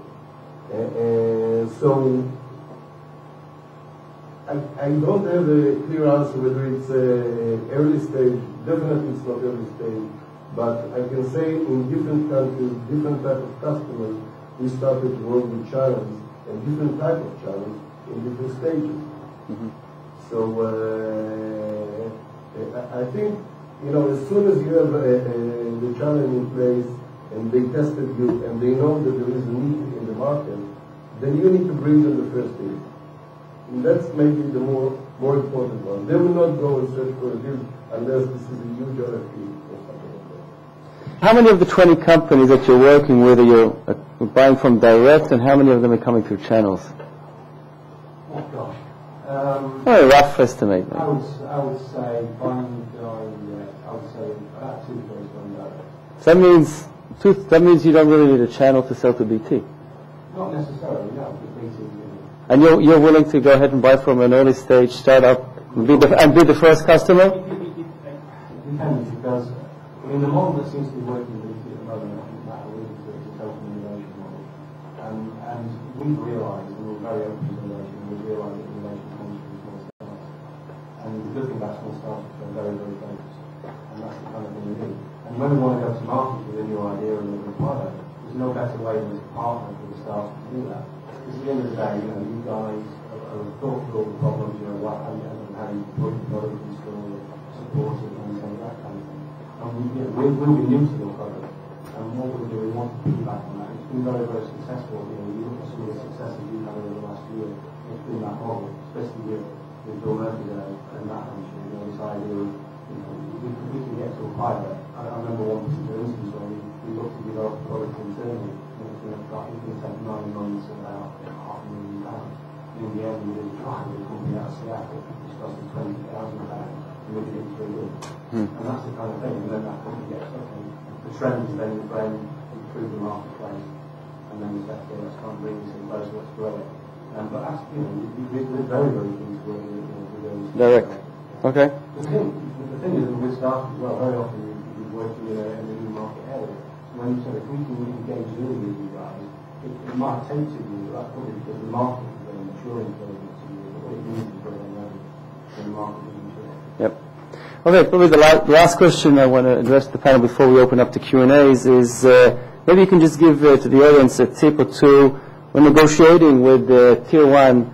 What are things, do's and don't do's in negotiation? I mean, can you ask for upfront payments for development?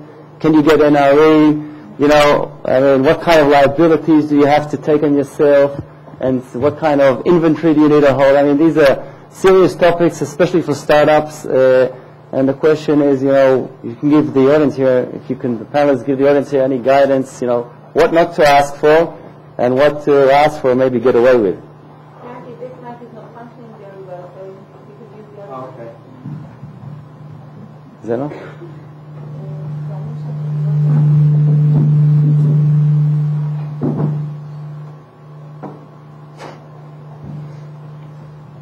Okay. First of all, what to ask and what not to ask. Negotiate. Yeah, in most cases, the Tier 1s will come to you with a predefined contract. You can ask for different stuff. Some will pay you anyway, some will not. Some will require inventory, some will not. But it's totally different from one carrier to the other. I think in that sense, I find if you put my 2 cents or advice to those who would like to penetrate a Tier 1 carrier, I would focus on one thing: find a champion. The champion within the organization is the one that will enable you to understand the organization, because large carriers are very hard to understand. If you don't have that one person who can explain who to talk to and who not to talk to, it's very difficult. And he will be also the guide to differentiate. We have, I recommend everyone to read a book called Selling to Peter. Peter is a very important top officer. And in that book, they talk about 2 types of people: the heroes and the CMOs. The CMOs are always the guys who want to see more. And this champion is the one to identify the CMOs, because you can stand 2 years with the CMOs and never get to this area. So find the champion that's my research. Effie?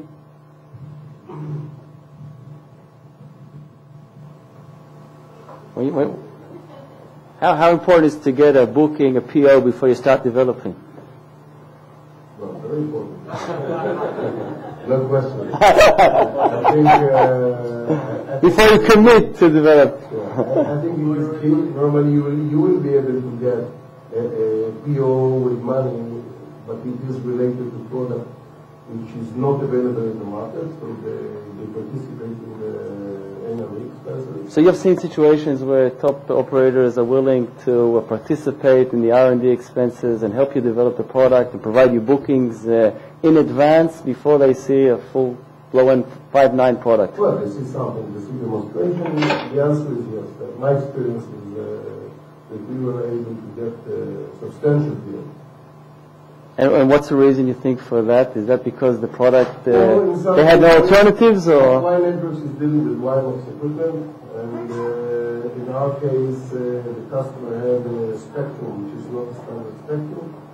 So obviously there is no off-the-shelf product he could get, and he was willing to take a substantial commitment.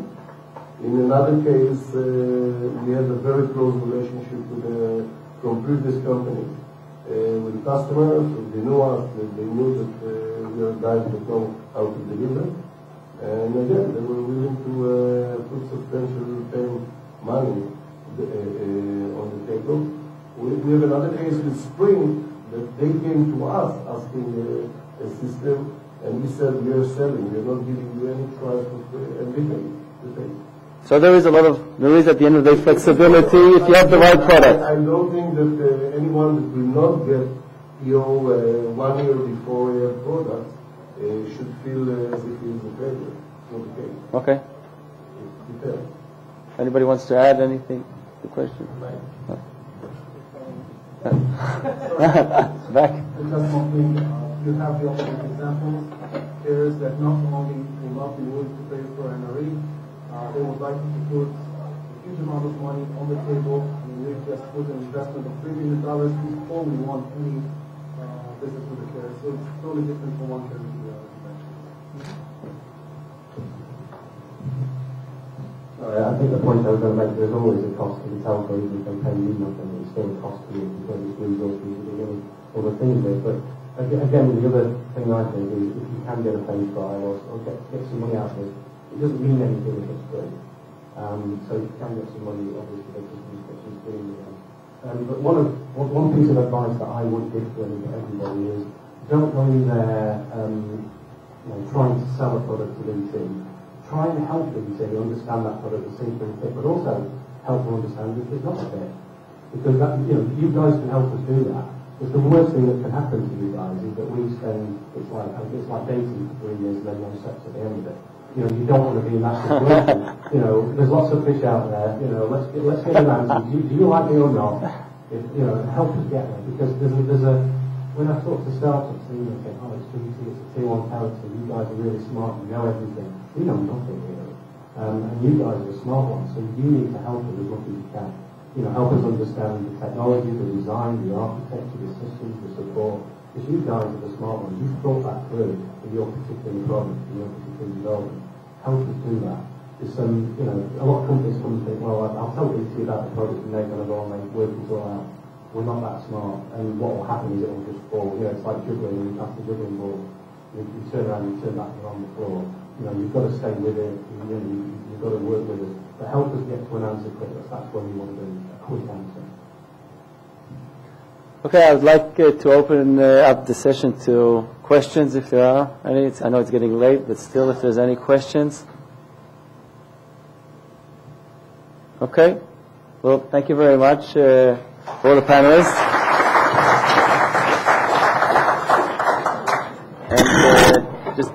And a big thank you for Evergreen for organizing this wonderful event. Thank you and good night.